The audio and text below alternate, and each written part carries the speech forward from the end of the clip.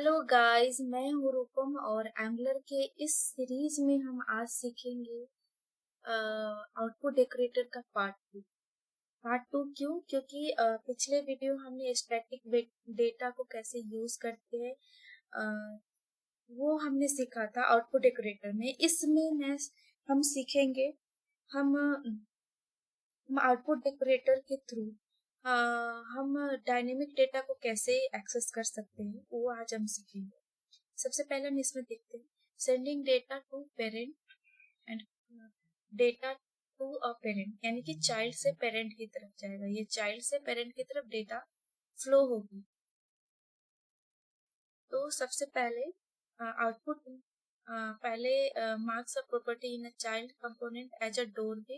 Output क्या आता है? मार्क्स अ प्रॉपर्टी, एक प्रॉपर्टी डिफाइन करता है in a child component as a doorway through which data can travel from the child to the parent. The child component use the output property to raise an event to notify the parent of the change. ये output decorator property to raise an event को raise करने के लिए, to raise an event and output must have the type of, और ये तो use होता है आउटपुट इवेंट को रेज करने। इवेंट को रेज कैसे करते हैं? इवेंट इमिटर के, which is a class in Angular. अब क्या है? Following example show how to set up an output in a child component that process data from an HTML. To use output, you must configure the parent and child. आपको parent and child class configure करना पड़ेगा। सबसे पहले हमने क्या configure करना? Configuring the child component. उसमें क्या है? The following example features in input an input where a user can enter a value and click a button that raises an event. हमने इसमें रिक्वायरमेंट क्या है कि जब एक input, for example features and input box को feature करने के लिए where user can enter value. Input box में यूजर वैल्यू एंटर करेगा और जब हम उस क्लिक करेंगे बटन पे, जब हम जो चाहते हैं कि वो इनपुट जो हमने वैल्यू डाली इनपुट बॉक्स वो कहीं सेव हो जाएगा। सेव बटन पे अगर हम क्लिक करते हैं दैट रेज एन इवेंट, जो एक इवेंट उत्पन्न होगा। The event emitter has relays the data to the parent component. और इवेंट इमिटर क्या करेगा? उस डेटा को सेंड कर देगा पेरेंट कंपोनेंट के पास। Input output and event emitter in the child component. सबसे पहले आपको output and event emitter import करना पड़ेगा चाइल्ड के TS फाइल में। तो ये मेरे पास चाइल्ड की है TS फाइल, चाइल्ड फाइल। इसमें मैंने पहले से ही आउटपुट और इवेंट इमिटर मेरे पहले से कॉन्फ़िगर है, आप इसमें कर लेना। सिर्फ आपको यहाँ पे ऐसे लिखना है। ये हटा दिया मैंने।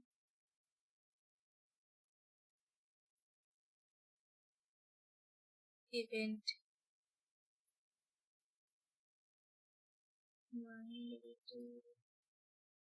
बस हो गया कॉन्फ़िगर।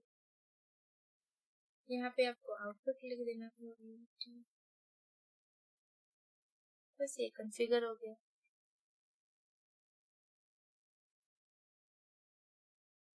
अब हम देखेंगे ये चीज हो चुकी है। ये वन स्टेप मेरी कंप्लीट होगी। टू स्टेप में देखते हैं इन दी कंपोनेंट क्लास डेकोरेटर और प्रॉपर्टी विथ। आज हम डॉक्यूमेंटेशन से सीखेंगे कि हम कैसे हम आउटपुट डेकोरेटर को हम यूज करेंगे थ्रू डॉक्यूमेंट्स। दूसरे स्टेप में क्या है? इन दी कंपोनेंट क्लास डेकोरेटर,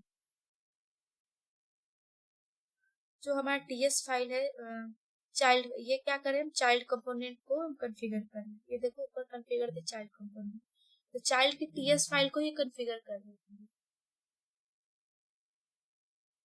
तो यहाँ पे क्या लिखेंगे? In the component class decorator a property with @output the following example new item event @output has a type of event emitter which means it's an event.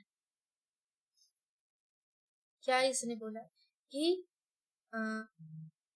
property with in the component class decorator a property with output decorator। ये output decorator पे लगा दिया और एक इसमें मैंने property define करेंगे new item event, यानी कि आउटपुट डेकोरेटर के बेसिकली ये वेरिएबल डिफाइन होती है, न्यू आइटम एक डिफाइन होगी। अगर ये मुझे क्रिएट करना है न्यू आइटम इवेंट, उसके लिए मैं न्यू लगाऊंगी, एक जगह, एक मेमोरी स्पेस, एक एड्रेस पास करता है न्यू, एक नई ऑब्जेक्ट क्रिएट करता है, कर देता है, इसलिए न्यू। इवेंट इमीटर क्यों लगाएंगे? क्योंकि हमको रिवेंज, हम इवेंट को रेज करना है यहाँ पे, इसलिए इवेंट इमीटर यहाँ पे हम लगाएंगे। उसको हम किस टाइप का अभी डेटा पास करें? स्ट्रिंग, तो मैं अभी यहाँ पे सिर्फ स्ट्रिंग दूंगी। तो हम टीएस फाइल में जाएंगे और मैंने यहाँ पे एग्रीगेट आउटपुट,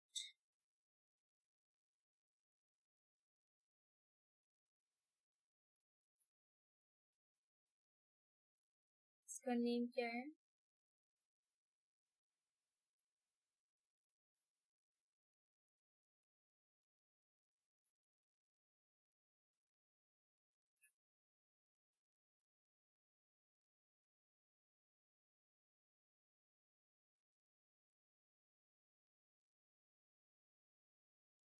न्यू आइटम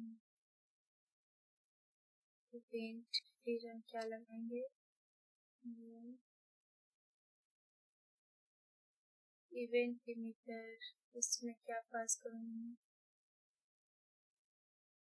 ये पैरेंथेसिस आपको देना पड़ेगा यहाँ पे, स्ट्रिंग पास कर दूंगी यहाँ पे, फिर करके देखो आउटपुट न्यू इवेंट इमीटर, ये इसमें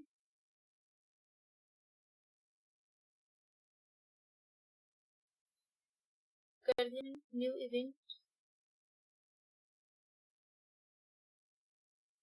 अब उसके बारे में नीचे आप पढ़ सकते हो, आउटपुट क्या है, न्यू इवेंट इमीटर क्या है।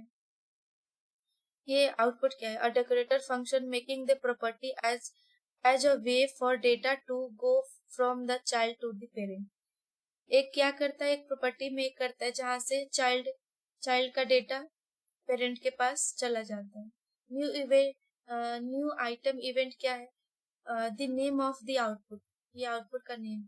इवेंट इमीटर क्या है? The output type. New event emitter string, ये आउटपुट के टाइप का। अब ये न्यू क्या है? न्यू इवेंट इमीटर स्ट्रिंग और parenthesis tells Angular to create a new event. New से क्या होता है कि न्यू इवेंट क्रिएट करना। New event emitter, create a new event emitter and that the data it emits is a type of string, और जिस type की ये डेटा दे रहा है तो प्रोड्यूस करेगा उस टाइप की डेटा है स्ट्रिंग। ये इसका मतलब ये है। For more information event emitter, यहाँ पे जाके हम पढ़ सकते हैं इसको, इवेंट इमीटर एपीआई डॉक्यूमेंटेशन भी देख सकते हैं।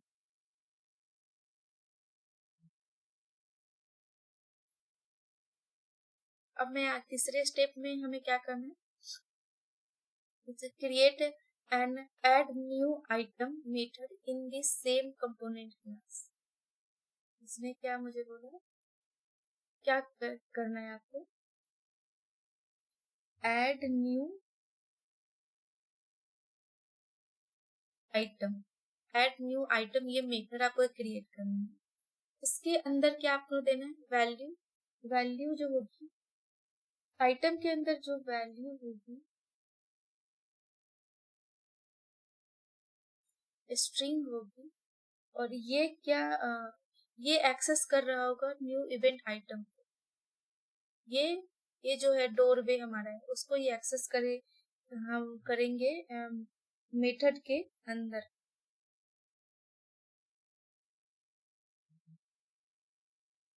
और ये डेटा इमिट्स कहाँ कर रहा है? इस वैल्यू के अंदर। ये वैल्यू एक वेरिएबल है, इसके अंदर करेगा।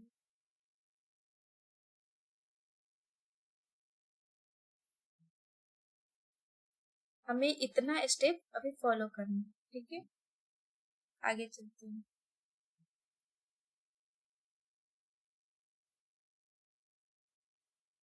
जब ये मेथड लिखना हो कंस्ट्रक्टर के नीचे, तो यहाँ पे लिखूंगी ऐड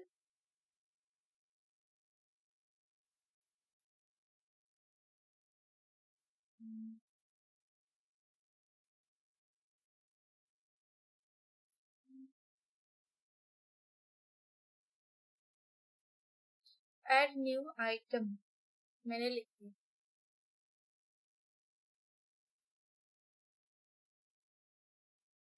देखो यहाँ पे जो वैल्यू दिया गया है ना, आपको ABC भी लिख दोगे, और इसको मैंने क्या बोला,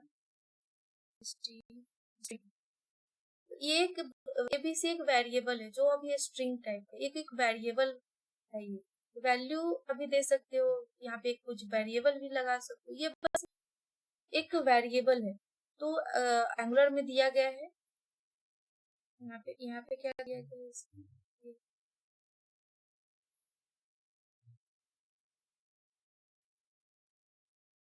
ये एक वेरिएबल है और बस कुछ नहीं है। यहाँ पे हम क्या करेंगे, मेथड के अंदर ये जो है ना न्यू न्यू ये जो, इसको मैं यहाँ पे कॉल करूंगी, एक्सेस करूंगी इसे। डॉट इमिट लगाना पड़ेगा आपको, इमिट इसलिए क्योंकि यही इमिट के थ्रू ही डेटा प्रोड्यूस होगी, इवेंट इमिटर में वो डेटा रेज होगी। इमिट के थ्रू ही new item event dot emit, और इसके अंदर ये जो वैल्यू के अंदर ये जो इसके अंदर जो डेटा होगा ये वैल्यू के अंदर वो दिखाएगा। ये वैल्यू में यहाँ पे वैल्यू क्यों देंगे, क्योंकि हमको यहाँ पे हम उस डेटा को दिखाना है, इमिट करना है, उसके अंदर को भेजना है, इसलिए यहाँ पे वैल्यू हम देंगे। राइट, उसके आगे हम देखते अब आगे क्या हमको इसमें करना है। अब आगे इसमें बोला है क्या है, यहाँ पे दिया है add item function use the output, जो आउटपुट का ये एक फंक्शन है जो आउटपुट का यूज करेगी। New item event to raise and, new item event क्या है, to raise an event with the value, जो वैल्यू के साथ इवेंट रेज करेगी, with the value user type into the input. जब वैल्यू में कैसे आएगा, इमिट करेगा उसके, जब यूजर इनपुट बॉक्स में कुछ भी डालता है तो उसके अंदर वैल्यू आ जाएगी। अब क्या है, कॉन्फ़िगर द चाइल्ड टेम्पलेट। अब हम HTML में क्या क्या लिखना है सबसे पहले वो हम देखेंगे। यहाँ पे सबसे पहले the child templates has two controls, इसमें बोला कि दो कंट्रोल्स वहां पे लिखना होगा हमें। The first is an HTML input, first HTML input है with a template reference variable. Template reference variable क्या होता है, जब हम डायनेमिक डेटा हमको लेना हो तो टेम्पलेट रेफरेंस वेरिएबल का हम यूज करते हैं। बेसिकली एक एक वेरिएबल ही होता है, एक वेरिएबल के जैसे ही काम करता है। जब भी हमको कीबोर्ड के थ्रू कोई इनपुट लेना हो तो उस केस में हम टेम्पलेट रेफरेंस वेरिएबल का यूज करते हैं बेसिकली। तो वो हमारा टेम्पलेट रेफरेंस वेरिएबल होगा। ये इसको लिखने का तरीका हैश, यहाँ पे कुछ भी नेम डाल सकते हो, यहाँ पे न्यू आइटम डाला है, न्यू लिख सकते हो, ऐड लिख सकते हो, ABC लिख सकते हो, कुछ भी XYZ। यहाँ पे न्यू आइटम लिख रहे हैं, where the user type is an item name, जहाँ पे यूजर टाइप करेगा आइटम नेम को। द वैल्यू, जो वैल्यू है, the value property of the new item variable stores that the user types into the input. यानी कि क्या, the value property of the new item, जो उसकी वैल्यू प्रॉपर्टी है न्यू आइटम की, न्यू आइटम वेरिएबल, ये new item जो होती है ना टेम्पलेट रेफरेंस, ये एक वेरिएबल है। Store what's the user types, जो यूजर टाइप करेगा इनपुट बॉक्स में उसको ये स्टोर कर लेगा, टाइप्स इनटू द इनपुट। तो इसमें हमको क्या लिखना है, इसके अब हम चाइल्ड के HTML में जाएंगे। देखो यहाँ पे भी लिखा होता है, यहाँ पे item output dot component dot TS लगा, फाइल इसका नेम मेरा है child file dot component dot HTML। तो यहाँ पे ये आपको पहले इनपुट, एक बटन भी है और एक लेवल यहाँ पे डिफाइन किया गया है। तो पहले क्या होगा, पहले हम क्या करेंगे, इनपुट बॉक्स लेंगे, उसके अंदर टाइप क्या है, आप ये कॉपी पे लिखते जाओ कि हमें वहां पे क्या लिखना है। इससे क्या होगा, आपको ये भी समझ में आएगा कि लिखना क्या है। जब आप लिखते हो और कॉन्शियस माइंड में आपकी जाती है कि ये कोडिंग क्या है, क्या कोड किया गया। इनपुट टाइप टेक्स्ट, इसकी आईडी हमने दे दी, आईडी दी है आइटम इनपुट, आइटम इनपुट हमने इसकी आईडी दी है, और एक टेम्पलेट रेफरेंस वेरिएबल, जो इनपुट बॉक्स में जो भी वेरिएबल जो भी वैल्यू यूजर टाइप करेगा वो इसमें स्टोर हो जाएगा फॉर डायनामिक वैल्यू के लिए यूज होगा। यहाँ पे एक बटन हम बनाएंगे, बटन इसका टाइप होगा बटन। यहाँ पे मैं क्लिक इवेंट का यूज करूंगी बटन पे, और इसके अंदर जो मेथड बनाया था टीएस फाइल में उसको हम पास कर देंगे, क्योंकि मेथड के अंदर जो भी फंक्शन होगा ये बटन के ऊपर काम करेगा जब ये बटन पे मैं क्लिक करूंगी। और इस बटन के अंदर जो न्यू आइटम जो रेफरेंस टेम्पलेट रेफरेंस वेरिएबल वो उसको मैं पास करूंगी। क्यों करना है मुझे पास? क्योंकि उस बटन के अंदर ही इवेंट रेज होगा। इनपुट बॉक्स में तो सिर्फ आप इनपुट फिर सिर्फ टाइप करोगे अपनी वैल्यू, लेकिन उस फंक्शंस किसके ऊपर है? बटन के क्लिक के ऊपर है, बटन के क्लिक के ऊपर है। तो उसके अंदर हम टेम्पलेट, ये जो न्यू आइटम एक वेरिएबल है टेम्पलेट रेफरेंस वेरिएबल, इसके अंदर जो यूजर टाइप करेगा इनपुट बॉक्स में वो उसके अंदर स्टोर हो जाएगा। और वो हम अगर बटन के ऊपर डाल देते हैं तो जब भी मैं बटन क्लिक करूंगी वही डेटा मुझे स्क्रीन पे शो कर देगी। इसीलिए न्यू आइटम यहाँ पे लिखूंगी डॉट वैल्यू, यहाँ पे डॉट वैल्यू, और यहाँ पे मैं यहाँ पे ये क्लोज कर दूंगी। राइट, इतना खत्म। और यहाँ पे बटन का नेम है ऐड टू पेरेंट्स लिस्ट। तो यहाँ पे मैं जैसे मैं इतनी बड़ा सा कुछ भी नहीं लिखती हूँ, ठीक है, बाद में मैं इसको चेंज करूंगी। ऐड टू, अभी मैं यही लिखती हूँ, ऐड टू पेरेंट्स लिस्ट। ये बटन का नेम है, इतना बड़ा सा, छोटा भी कर सकते। इसके ऊपर क्या है? लेवल डिफाइन किया गया है इनपुट बॉक्स का। तो लेवल में यहाँ पे फॉर में जो यहाँ पे आईडी जो पास की गई है इनपुट बॉक्स में वो हम वही सेम आईडी होगी यहाँ पे, क्योंकि इनपुट बॉक्स का लेवल कैसे डिफाइन होगा? बिकॉज यहाँ पे जो आईडी है उसी का रेफरेंस यहाँ पे ये लेता है, इसीलिए इनपुट बॉक्स की जो आईडी है उसका हम यूज करते हैं लेवल के अंदर। और यहाँ पे हमने लेवल में हमने मैसेज पास कर दिया, ऐड एन आइटम। इसका लेवल का क्या यूज होता है? लेवल का क्या होता है कि जैसे इनपुट बॉक्स से पहले हम लेबल लगाना चाहते हैं, एक नेम डालना चाहते हैं, जैसे कि होता है ना नेम, जो एक बॉक्स होता है उसके आगे लिखा होता है नेम, यानी कि होता है कि नेम आप यहाँ पे एंटर करो। तो इनपुट बॉक्स के आगे होगा ऐड एन आइटम, यानी कि आइटम वहाँ पे एंटर करना है। बस यहाँ पे ये स्ट्रिंग आपको दिखेगी यहाँ पे। अब यह है the second element is a button which a click event binding. Second element क्या है? बटन है जो है क्लिक इवेंट बाइंडिंग, जो क्लिक इवेंट बाइंडिंग है। The click event is bound the new add new item method in the child component class. जो child component class से add new item इसको बाइंड कर दिया, यानी कि जोड़ दिया। द एड न्यू आइटम जो मेथड है, method takes as its argument the value of, जो आर्गुमेंट को लेगी ये जो है इसका template reference variable dot value property, वहां से वो अपना वैल्यू लेगी। मैंने क्या बोला था? ये एड न्यू आइटम यहाँ से ये वैल्यू लेके अपने अंदर मेथड, और ये मेथड पे क्या है? क्लिक मेथड है, क्लिक इवेंट है वो बाइंड करने के लिए। जैसे मैं उस पर क्लिक करूंगी वो हमारा आ जाएगा। अब हम आगे देखते हैं। अब यहाँ पे क्या इसने बोला? कॉन्फ़िगरिंग दी पेरेंट कंपोनेंट। अब हम पेरेंट कंपोनेंट के अंदर हमारा यहाँ पे हम अभी हमने कुछ किया नहीं। अभी हम यहाँ पे क्या है? इसमें चाइल्ड के HTML में जाना है, ठीक है। कॉन्फ़िगर द चाइल्ड, यहाँ पे सबसे पहले मैं पहले हम इनपुट बॉक्स बनाते हैं, फिर उसकी लेवल डिफाइन करते हैं। तो इनपुट लिखेंगे, इसमें टाइप टेक्स्ट, और इसके अंदर इसमें क्या बोला था, इनपुट के अंदर हम एक आईडी देंगे,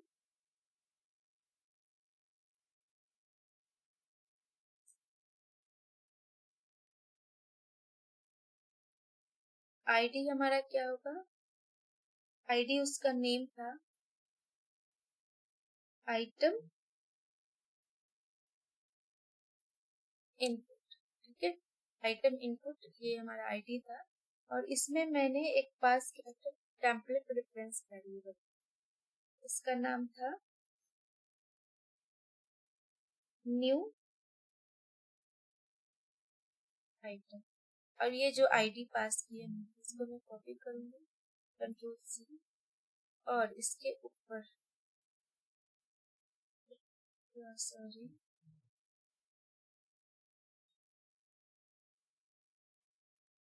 इसके ऊपर लेवल है, इसके अंदर फॉर के अंदर हम इसको पास कर देंगे, और यहाँ पे हम लिख देंगे एक मैसेज, ऐड एंड आइटम, बस यहाँ पे एक मैसेज होगा। अब यहाँ पे एक नीचे में एक बटन बनाऊंगी, ठीक है। बटन का नेम मैं यहाँ पे खुद की मन से, वहां पे तो बहुत बड़ी मैंने क्लिक लगा दिया, ठीक है, क्लिक, या यहाँ पे मैं लगा देती हूँ बटन का नेम सेव, कुछ भी मैं यहाँ पे दे सकती हूँ। इसके अंदर मुझे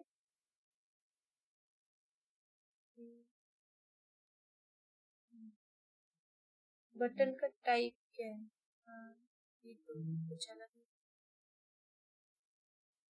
यहाँ पे बटन का टाइप है, इस टाइप का भी बटन, तो बटन बहुत सारे टाइप का होता है, तो यहाँ पे बटन, ये बटन टाइप का, इसके अंदर मैं एक इवेंट लूंगी, क्या हो सकता है, कंट्रोल जेड करोगे तो वापस वही हो जाएगा जो आपने पहले क्लिक के अंदर मैं क्या करूंगी, वो मेथड को मैं कॉपी करूंगी,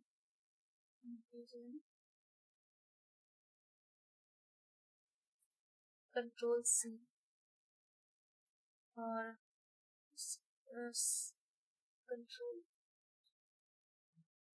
कंट्रोल टैब करोगे तो वापस अपनी प्रीवियस फाइल में आ जाओगे।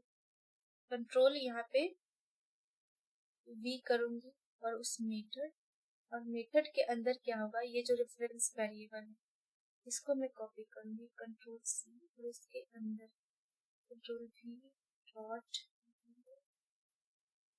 डॉट वैल्यू, वैल्यू यहाँ पे उसके वैल्यू के साथ यहाँ पे हम पास करेंगे। ये वैल्यू का मतलब होता है कि बस इसके अंदर एक वैल्यू हम दे रहे हैं, इसका मतलब ये नहीं होता ये वाला वैल्यू।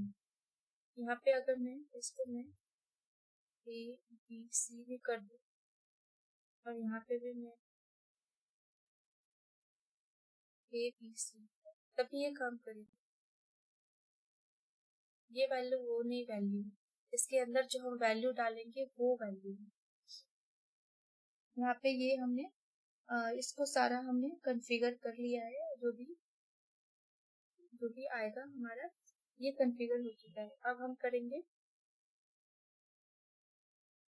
पेरेंट के अंदर, अब हम पेरेंट के अंदर जाएंगे, और यहाँ पे हम कॉन्फ़िगर करेंगे, तो यहाँ पे कॉन्फ़िगरिंग द पेरेंट कंपोनेंट, इसके अंदर क्या करेंगे, इसके अंदर हम पहले एक आइटम नेम की एरे बनाएंगे। हम अभी एरे टाइप के वैल्यू यहाँ पे गेट कर रहे हैं, ठीक है, उसके अंदर स्ट्रिंग है, एरे के अंदर स्ट्रिंग है। हम आउटपुट डेकोरेटर के थ्रू एरे भी पास कर सकते हैं, नंबर भी पास कर सकते हैं, स्ट्रिंग भी पास कर सकते हैं, यहाँ पे सभी टाइप के डेटा को हम पास कर सकते हैं। तो यहाँ पे अभी बेसिकली हमारे पास एरे टाइप की वैल्यू है। इसके अंदर क्या हम लिखेंगे, एक आइटम नेम का हमारे पास एक एरे होगा पेरेंट के अंदर। इसके अंदर हमको चाइल्ड से डेटा अपना भेजना और इसके एरे के अंदर भेजना, बेसिकली हमारी ये रिक्वायरमेंट है। तो आइटम से नेम की एरे, इसमें आइटम 1 है, आइटम 2 है, आइटम 3 है, यहाँ पे आइटम 4 है। इसका मेथड है ऐड आइटम। इसके अंदर भी एक मेथड होगा, क्यों होगा, क्योंकि ये मेथड भी अपने अंदर एक्सेस करेगा जो वैल्यू हम उधर से देंगे, जो चाइल्ड से आएगी सबसे पहले वो बाइंड होगी सेलेक्टर में, और इस मेथड के थ्रू ही हम पुश कर सकते हैं उस जो वैल्यू हमको रेफरेंस वेरिएबल के अंदर में जो यूजर से ही जो इनपुट डालेगा, तो वो उसको हमको पुश करना पड़ेगा इसके अंदर। न्यू आइटम जो रेफरेंस वेरिएबल है न्यू आइटम, उसको पुश करेंगे इसके अंदर। इसके लिए मेथड हमकी जरूरत है यहाँ पे हमको पड़ेगी।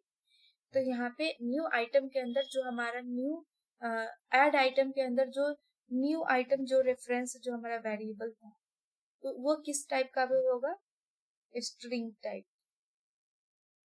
और उसके अंदर हम पहले इसको एक्सेस करेंगे डॉट, ये आइटम, इस बॉक्स को, आइटम वाले इस बॉक्स को एक्सेस करेंगे, ये एरे को, एरे दिस डॉट, ये एरे का नेम डॉट पुश। पुश क्या करेंगे, जो हमारा न्यू ये जो हमने इस यहाँ पे जो पैरामीटर जो पास किया है उसी को हम यहाँ पे पुश के अंदर लिख देंगे, ताकि ये पुश हो जाए इसके एरे के अंदर।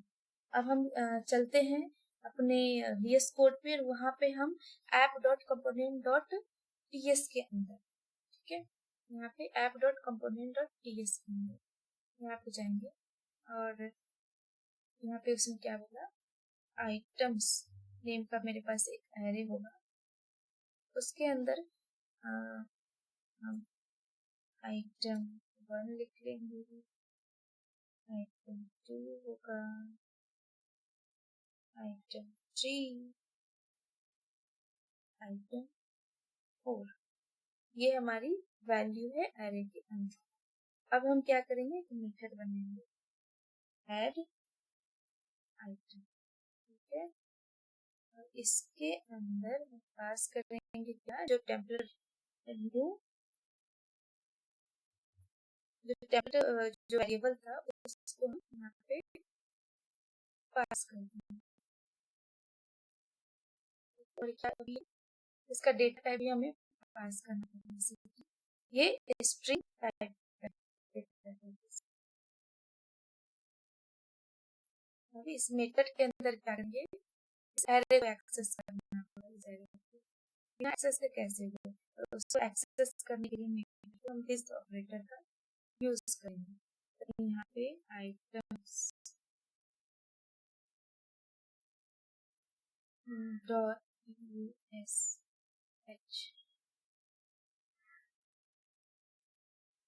यहाँ पे PUSH हमने पुश लगा दिया, उसके अंदर फिर हमने ये न्यू ये नीचे आ रहा है न्यू आइटम, इसको मैंने पुश कर दिया, मेरा ये टेम्पलेट कॉन्फ़िगर हो चुका है पेरेंट का। अब मैं देखती हूँ, add item method takes an argument in the form में in the form of a string, एक स्ट्रिंग के फॉर्म में ये लेगा, and then adds the string to the items array. जो स्ट्रिंग जो आएगा जो चाइल्ड से जो हमने डेटा सेंड किया, वो पेरेंट के जो आइटम के अंदर ये भेज देगा, बेसिकली ये है। दूसरी फिर हम करेंगे, अब हम क्या करेंगे, पेरेंट के कॉन्फ़िगर द पेरेंट्स टेम्पलेट। अब हम पेरेंट के टेम्पलेट को कॉन्फ़िगर करेंगे। In the parent template bind the parent's method to the child event. Child में जो इवेंट है, ठीक है, इवेंट इमीटर का जो वेरिएबल वहाँ पे हमने जो आउटपुट का जो हमने नेम वहाँ पे रखा था न्यू न्यू आइटम इवेंट, उससे हम क्या करेंगे, वो इवेंट है हमारा इवेंट का नेम, उससे हमको बाइंड करना है फर्स्ट। दूसरे में क्या करना है, put the child selector here app item output, यानी कि उसके HTML में यहाँ पर देखिए ये चाइल्ड का सिलेक्टर है with the parent components template app dot component dot HTML। ये आपको ये कॉन्फ़िगर करना है। पहले आपको अपने कॉपी पे लिख लो ऐप आइटम आउटपुट, इसके अंदर हमारा जो इवेंट था न्यू आइटम, जो आउटपुट का मैंने नेम यहाँ पे जो बनाया था आउटपुट डेकोरेटर का चाइल्ड के TS फाइल में, वो आपको लिखना है। और इसके अंदर जो मेथड है, इसके अंदर देखो ऐड आइटम, ये जो मेथड है ऐप डॉट TS फाइल का जो मेथड है उसको इस यहाँ पे लिखना पड़ेगा इसके अंदर, क्योंकि उसी के अंदर तो डेटा आएगी, उसी के अंदर करना है। और यहाँ पे जब भी हमको क्या करेगा, ये जो है ना इसकी जो जितनी भी है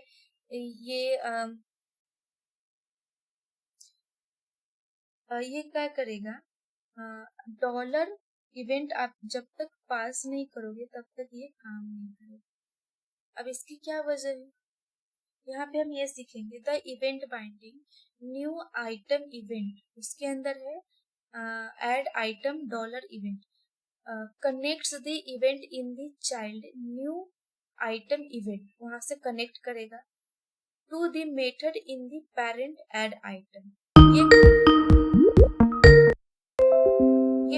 पेरेंट आइटम के ऐड आइटम से ये कनेक्ट करेगा।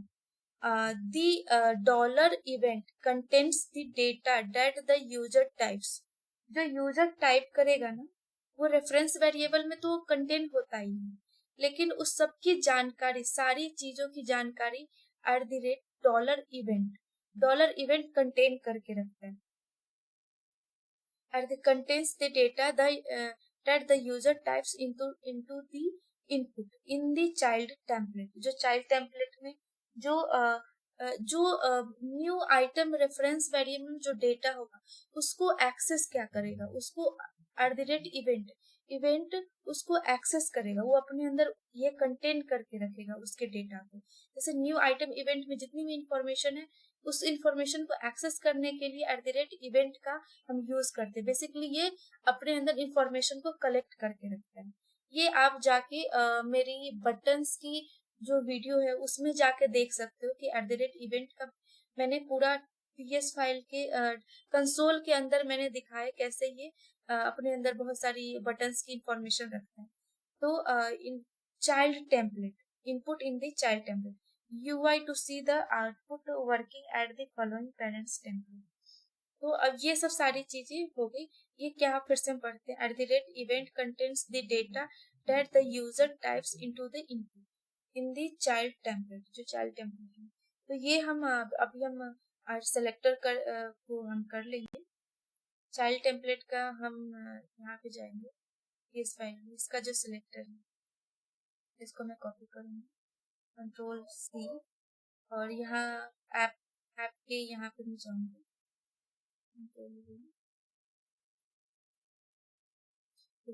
यहाँ पे मैंने कर लिया। इसके अंदर मैंने न्यू आइटम इवेंट, उसके अंदर होगा क्या, उसके अंदर है मेथड के अंदर क्या है, मेथड के अंदर हम यहाँ पे लगाएंगे डॉलर, ये हमारा कॉन्फ़िगर होगा। अब टेम्पलेट के ही अंदर हमें उसी टेम्पलेट के अंदर हमें क्या करना है, अब क्या है टेम्पलेट ये to see the at the rate output working working add the following to the template.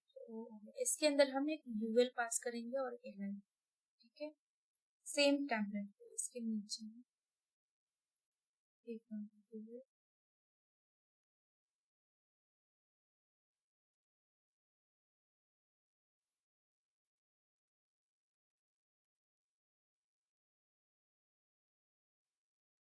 के अंदर में ए लाइन पास करूंगी। अब इसके अंदर a line ngFor let item of item, और जो आइटम है जो एरे का जो नेम है उसको यहाँ पे मैंने इंटरपोलेशन हमें दिखाना पड़ेगा ना HTML पे। तो ये क्या बोल रहा है, the ngFor iterates over the items in the items array. NG4 क्या करेगा, उसके सारे डेटा को लेगा, डिस्प्ले करवाएगा, इटरेट करवाएगा एरे। तो when you enter a value in the child's input and click the button, जब चाइल्ड के इनपुट बॉक्स में कुछ डेटा लिखोगे और बटन पे क्लिक करोगे, the child emits the event। Child क्या करेगा, emits प्रोड्यूस करेगा द इवेंट एक रेज करेगा event, and the parent's add item, और पेरेंट का जो एड आइटम है, जो method pushes the value to the items, वो आइटम के अंदर डेटा को पुश कर देगा। आइटम्स एरे, ये आइटम्स नेम का एक array, and new item renders in the list, और न्यू आइटम क्या करेगा, रेंडर्स इन द लिस्ट, बस यही से। और न्यू आइटम, एक नया आइटम दिखेगा इन द लिस्ट में एक नया आइटम आ जाएगा। तो NG for let's item of item, ये क्या है, ये फॉर लूप है। फॉर लूप देखो हमारे इसका क्या यूज है फॉर लूप, यहाँ पे JS bin पे मैं जाती हूँ,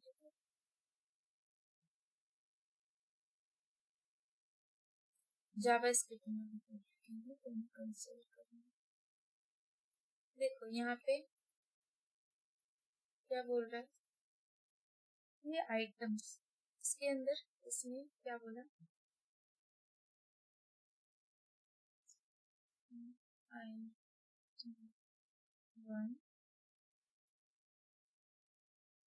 item 2,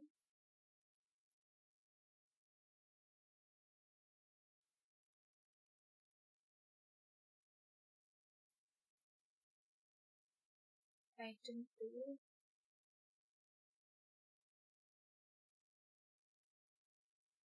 item 3,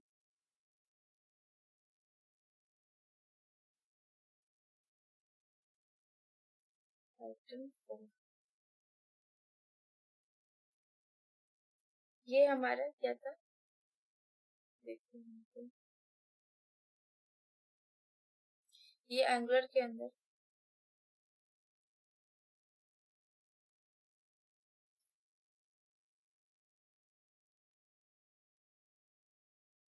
ये देखो कॉन्फ़िगर द पेरेंट कंपोनेंट, उसके अंदर आइटम नेम की हमारे पास एरे था, तो हमने एरे बना लिया। अब हमको क्या करने का पड़ेगा, इस एरे को हमें, इस एरे से हम डेटा कैसे हम निकालेंगे, फॉर लूप के थ्रू। तो यहाँ पे ये जावास्क्रिप्ट में मैं बता रही हूँ, ऐसे होता है।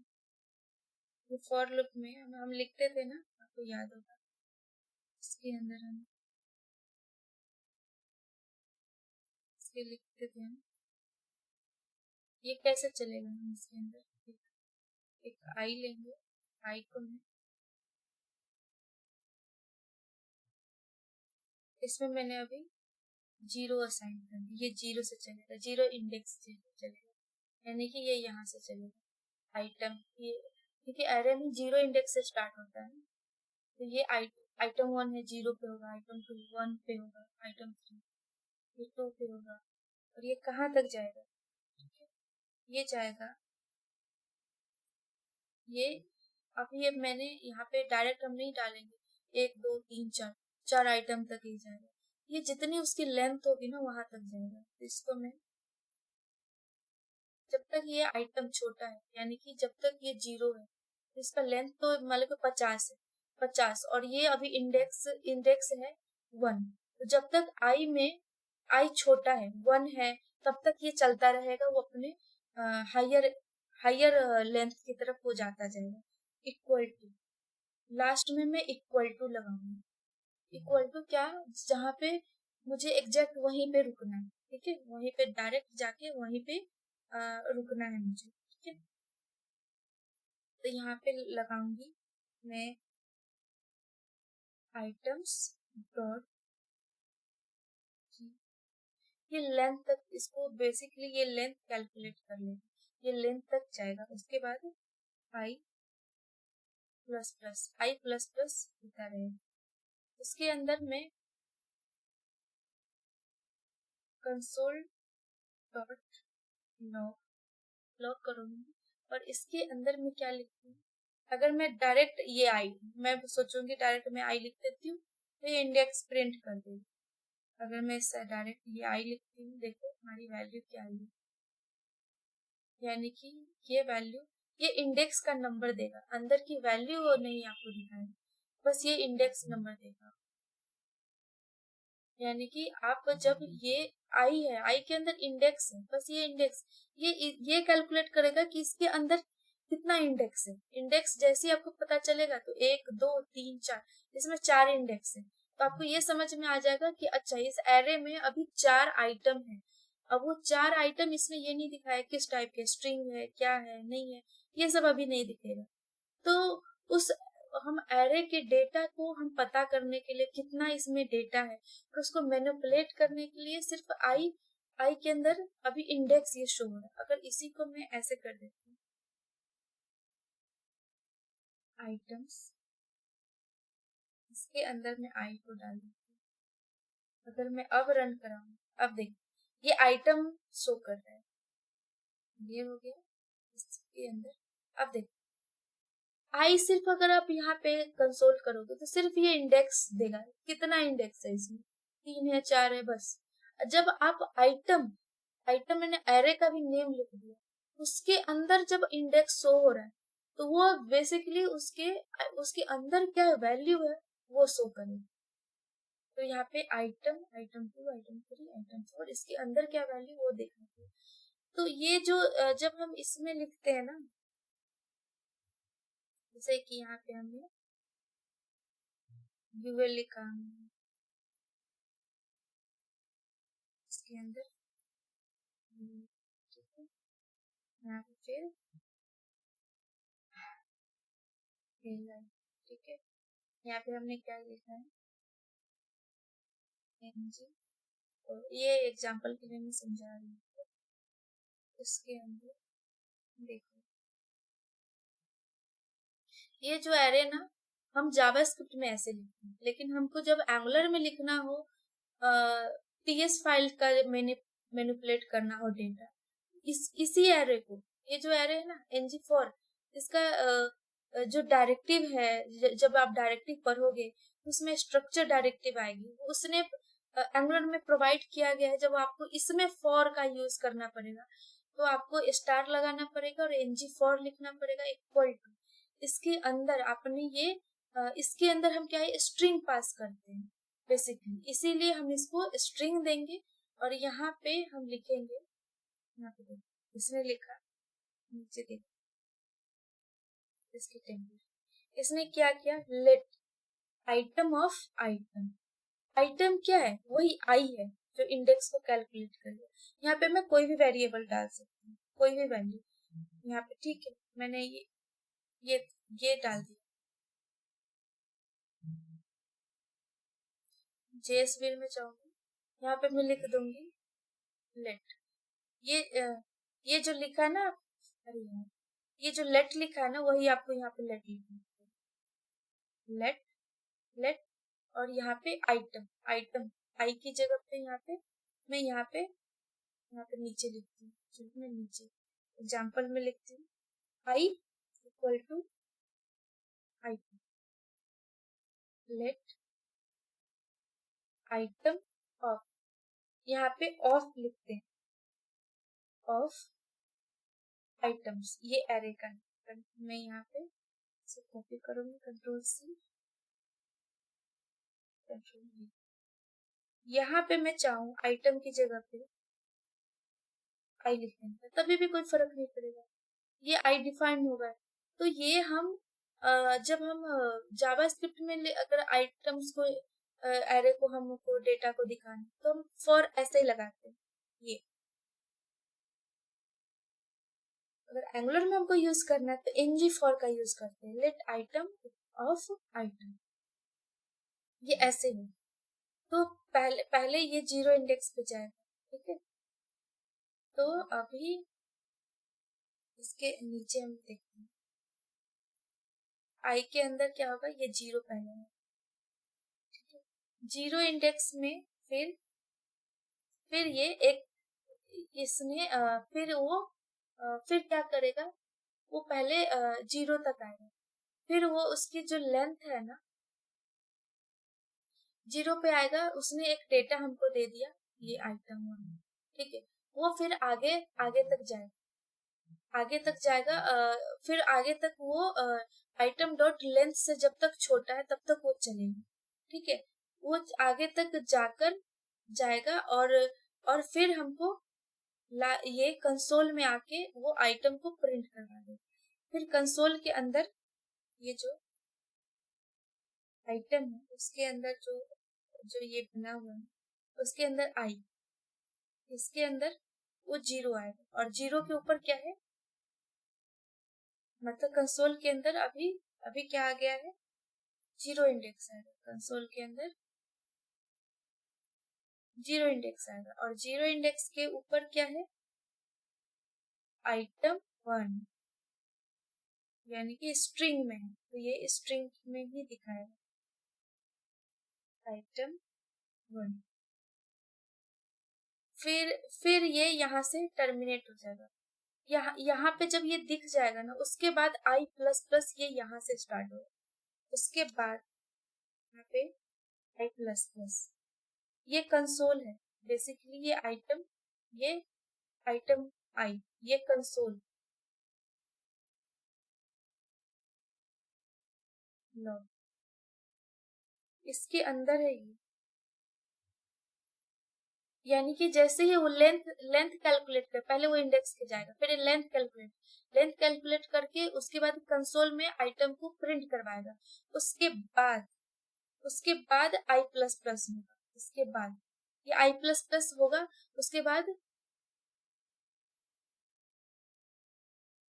बाद ये जाएगा किस पे जाएगा, इसके बाद फिर से ये आई इक्वल टू किस पे जाएगा, ये 1 नंबर इंडेक्स पे, 1 नंबर इंडेक्स ये है ये, फिर कंसोल में ये जाएगा, ये ऐसे वर्क करता है।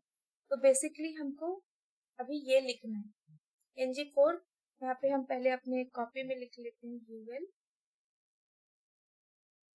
ul li के अंदर हम क्या लेंगे, ng4 इक्वल टू, अब आपको ये भी पता चल के जावा स्क्रिप्ट में जो फॉर है उसको हम यहाँ पे एंगुलर में कैसे यूज करते हैं, ng4 लेट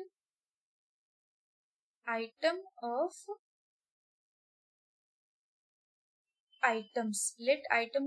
आइटम्स, और इसको हम बंद कर देंगे, और li के अंदर हम जो आइटम नेम का जो बॉक्स है उसको हमको दिखाना पड़ेगा ना थ्रू इंटरपोलेशन टेम्पलेट पे, तो विदाउट रेंडर किए हुए कैसे हमारा डेटा आएगा, तो आइटम नेम का यहाँ पे हम यहाँ पे हमारा इंटरपोलेशन के थ्रू हम यहाँ पे दिखा देंगे, ठीक है। तो अभी मैं जाऊंगी अपने कोड पे, इसके अंदर मैंने क्या इंटरपोलेशन अभी मैं करूंगी,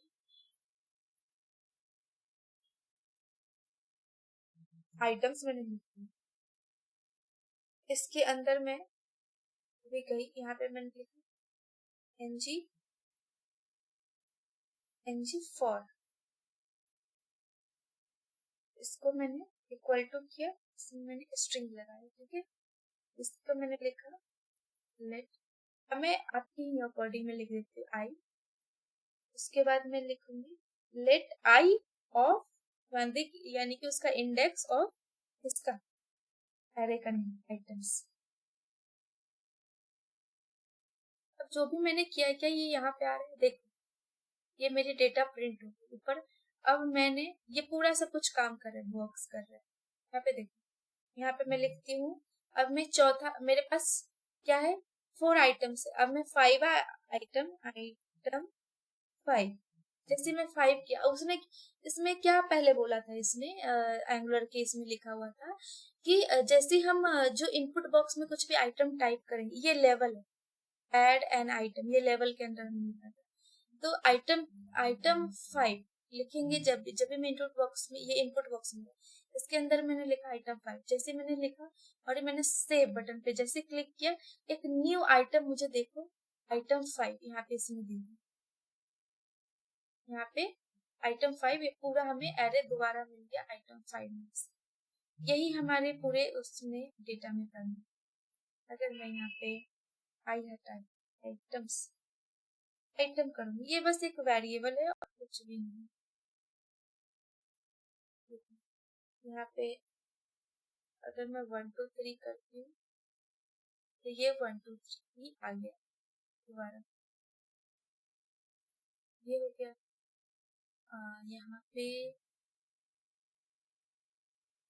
ये जो ABC मैंने लिखा है, यहाँ पे मैं